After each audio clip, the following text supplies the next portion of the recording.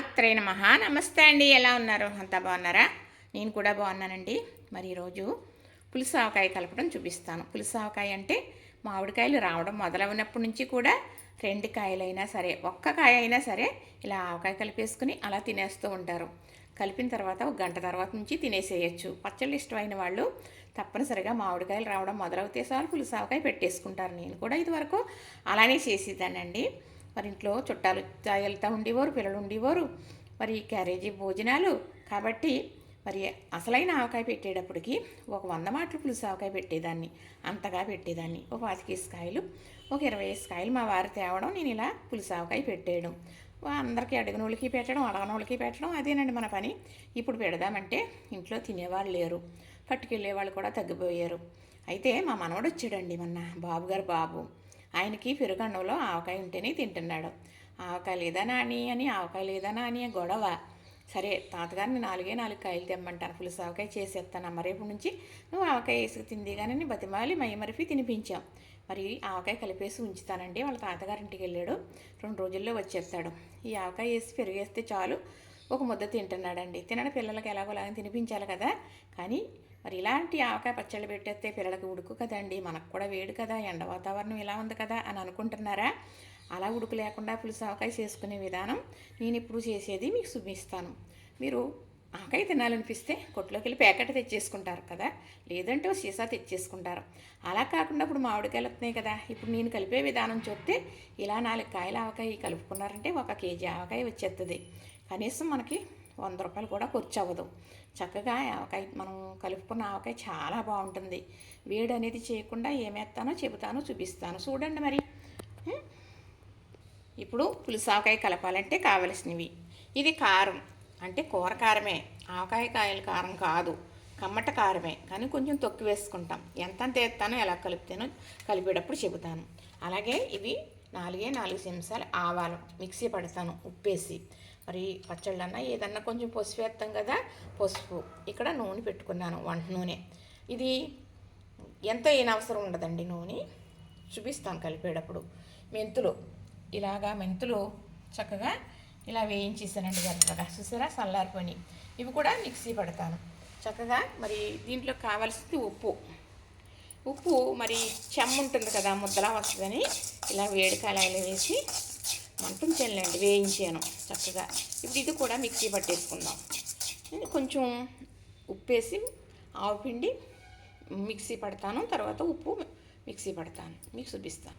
ఇప్పుడు ఈ ఆవాల్లో ఇవి వేయించుకున్న ఉప్పు 1 స్పూన్ వేస్తున్నాను, కొంచెమే. ఎందుకంటే ఆవుపిండి ఎప్పుడు కూడా ఉప్పేసి మిక్సీ పట్టాలి, లేకపోతే సేదొచ్చేస్తుంది.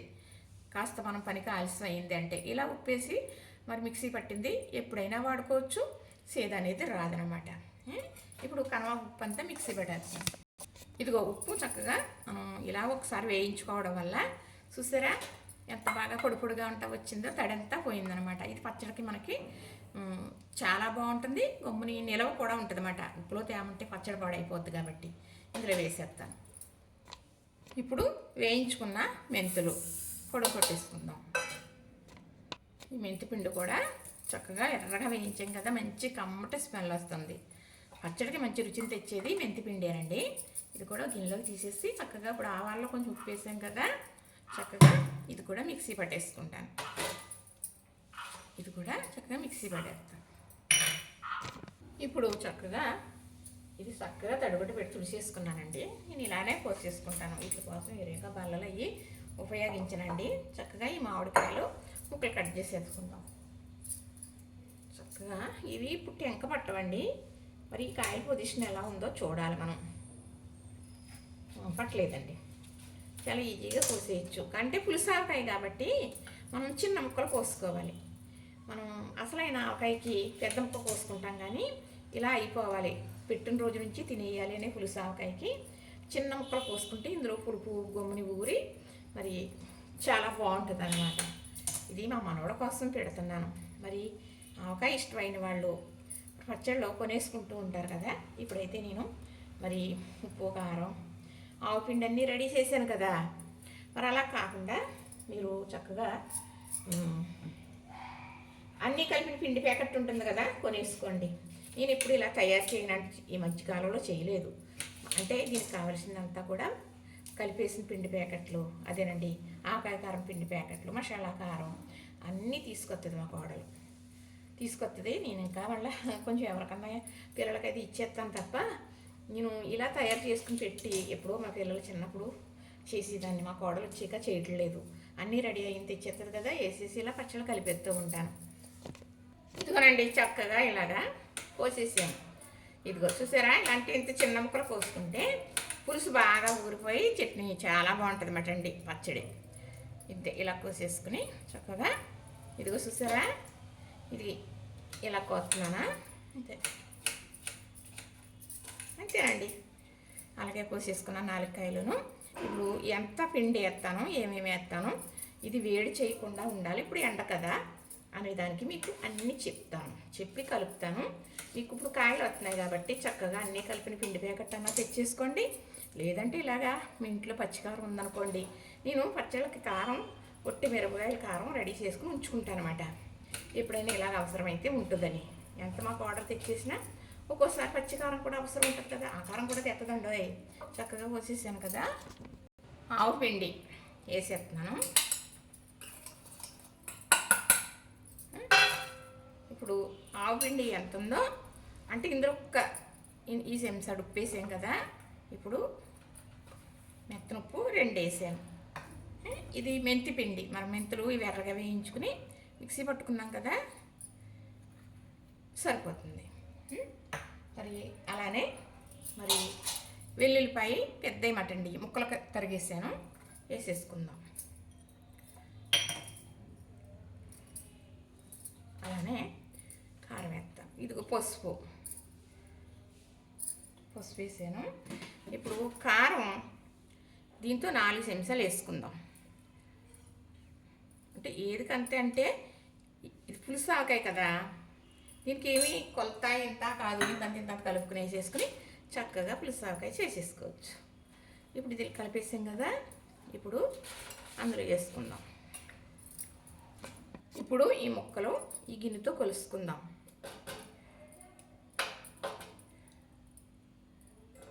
ఎన్ని ఉన్నాయో చూసుకుందాం.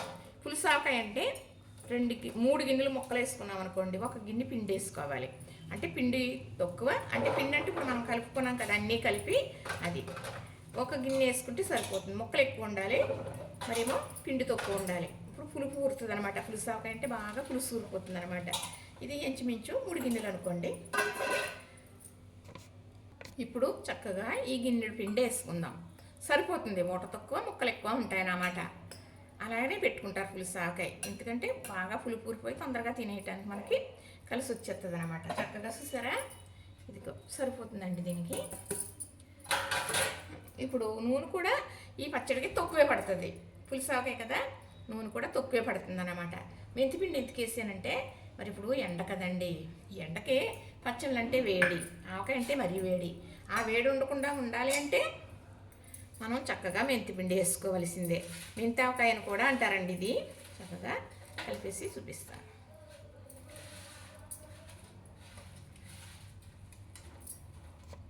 ఇంతేనండి, చక్కగా ఈ గిన్నెడు నూనె పట్టేసినట్టు నూనె వేసేస్తున్నాను. ఇంకా అసలు నూనె వేయవలసిన పని లేదు. ఇది సాయంకాలం నుంచే తినేసేయచ్చు, కమ్మగానే ఉంటుంది, వేడి అనేది చేయదు. మెంతిపిండి వేసుకున్నాం కదా, చూసారు కదా.